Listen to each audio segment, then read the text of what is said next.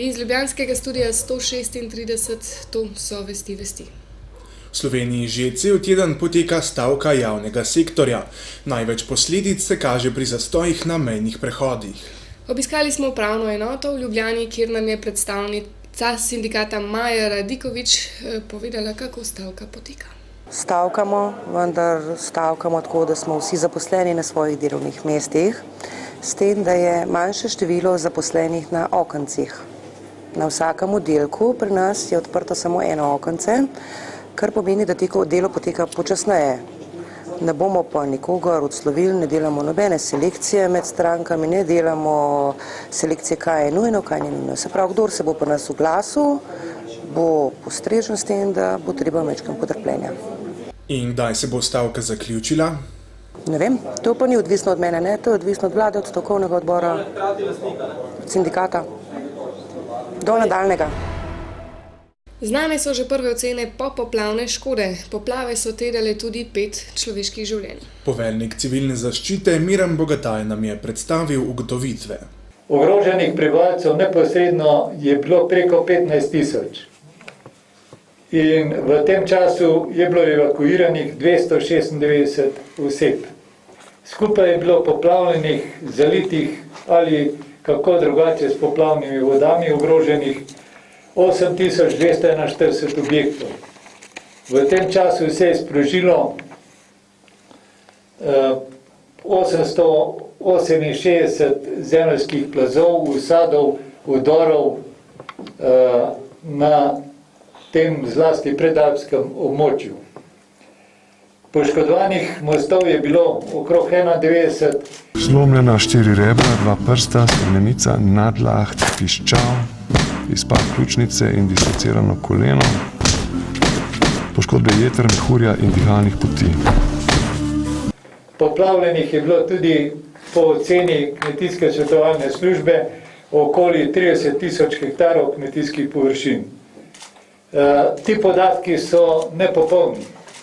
Popolne podatke bomo dobili proti koncu oktobra, ko bo končano ocenjevanje škode in ko bodo ocenjeni vsi poškodovani objekti oziroma prizadeti objekti, družbe gospodarske, skratka, ko bo ugotovljena tudi nominalno ta škoda. Uživo s Facebooka. Nekdanji predsednik vlade Janez Janša je na svoji Facebook strani v celoti objavil težko pričakovano obtožnico za zadevo Patria. Prvi predsednik Komisije za preprečevanje korupcije Drago Kos je zaključil 6-letni mandat. Ob tem je poročal o delu komisije. Statistične podatke pa si lahko pogledate v objavi na naši strani. Posebej pa je izpostavil še največji uspeh. Zagotovo je največji uspeh komisije sploh ta, da komisija obstala in da se je uveljavila kot organ, ki povsem enakovredno, enakopravno sodeluje z drugimi organi in seveda vsem štejemo tudi sprejem novega predpisa z tega področja, zagotovitev kolikor toliko povečanega števila kadrov, ustrezne prostore, pa kolikor toliko zadovoljiva sredstva. Poudarjam zadovoljiva, ki pa še vedno niso takšne, da bi lahko omogočala plovbo s polnimi jadri. Organu plovbo z nečisto polnimi jadri je predal Goranu Klemenčiču. To so najbolj pereči problemi, s katerimi verjamem, da boste tudi imeli kar nekaj vesela v bodočih mesecih. Glede na to, kako je tanka ta mapa, naj vas ne zavede, da je problemov tako malo. Hvala, Tomi. Izvoli. Hvala. Čakaj, zdaj pa tukaj, ne? Ja.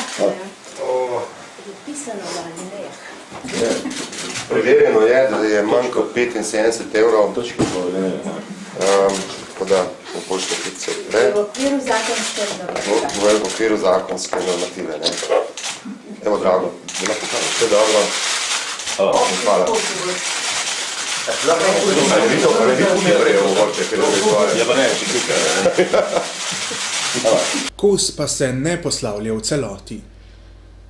Z eno roko še zraven. Gospod Kos ne ostaja v komisiji kot uslužbenec, vendar sem vesel, da smo se dogovorili in je sprejel povabilo, da vendarle ostaja zunanji svetovalec, predvsem na področju mednarodnih aktivnosti. Njegova vloga v GRECU, skupini držav proti korupciji v okviru Sveta Evrope, je neprecenljiva. je tudi predsednik te organizacije, kot veste, tako da smo, oziroma bom z jutrišnjim dnem podpisal z njim posebno pogodbo, po kateri bo ostal zunanji svetovalec komisije na področju mednarodne dejavnosti in nam bo še naprej pomagal. Mihaela Margan Miša, novinarka, manekenka in Playboyeva zajčica, je na Rdečem križu v Ljubljani predstavila projekt Meni je mar. Gre za projekt, ki temelji na principu omare, saj ni vsak kos oblačila primeren za vsakogar pomoči potrebnega ravno zato, ker se ga želimo znebiti. Ljudje se še vedno bojimo mnenja okolice, saj v stiski vsak pomisli, da je, če nekaj potrebuje za življenje, preprosto revež. Rdeči križ pa želi s tem projektom splošno sprejeto mnenje obrniti in razširiti besedo, da poiskati pomoč ni sramotno. Predstavljajte si, zima je pred vrati, mogoče vas je poplavil, odnesel vam je vse, še poročne slike.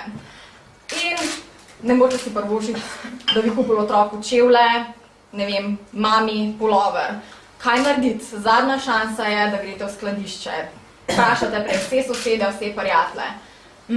Najprej birokratske ovire. Deklarirati se morate, da nimate zadostnih dohodkov. Se pravi, jaz sem revež. Bomo spremenili miselnost, da tisti, ki potrebuje pomoč, ni revež, a bomo hkrati tudi dvignali nivo kvalitete darovanih stvari. Se pravi, da tisto, kar jaz ne bi oblekla, ne bom dala na spletno stran, ker tudi drug ne bi verjetno oblekel. Ne? Da je to zares pomenljiv projekt, v katerega je bilo vloženo veliko dela, prikaže tudi naslednji posnetek Anita Caruso, sekretarka območnega združenja Rdečega križa Ljubljana. Veliko je tudi tistih ljudi, ki jih v Sloveniji ni malo, ki jim ponos ne daje, ki ne morejo prenesti občutka, zdaj sem pa tukaj, zdaj sem pa pri vas na Rdečem križu. Zdaj bomo začela jokati. Pobabla, da... Meni se zelo redko zgodi, da jokam, ampak jaz sem ruska.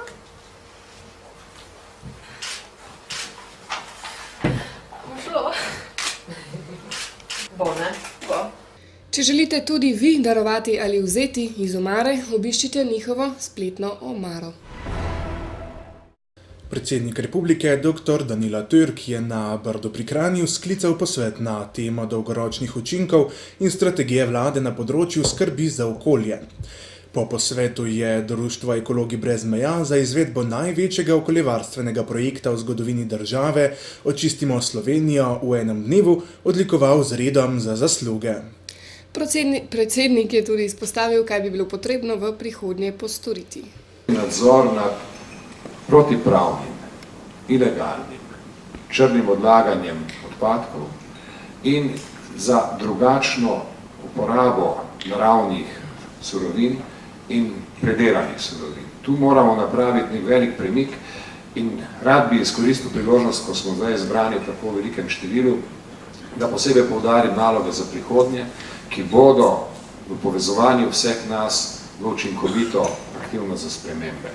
Društvo Ekologi brez meja že ukrepa. Načrtujemo to konferenco Očistimo Balkan, svetovno akcijo, katere del bomo, tako da imamo toliko noro projektov, da seveda že spet vse vabimo, da se nam pridružijo in da skupaj nekaj naredimo. Ostajamo pri čistilnih akcijah.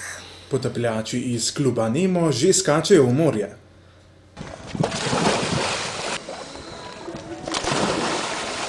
Kliči!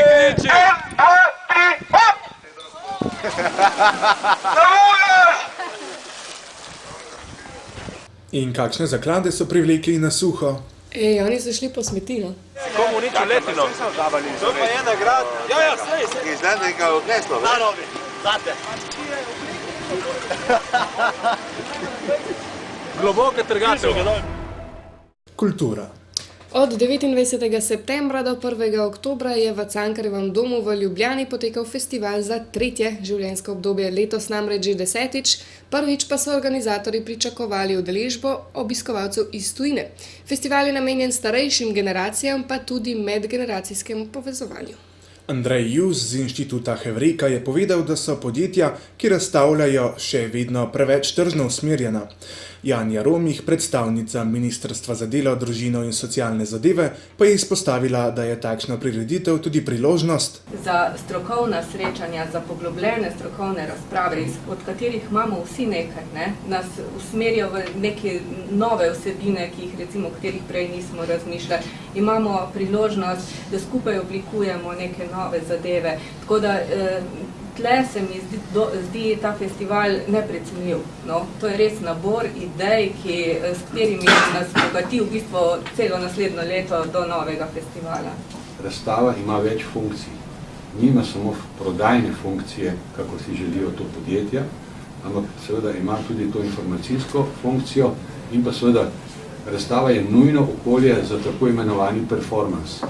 Zato, da ljudje nekam pridejo in nekaj vidijo in jih seveda potem to navduši in se udeležijo seveda še potem drugih zadev, ki jih drugače v bistvu v normalnem življenju ne bi niti opazili.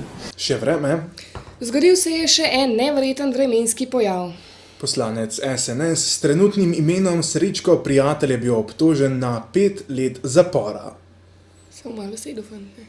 Iz ljubljanskega studia 136, to so bile vesti. Pa lep dan še naprej. Lep dan.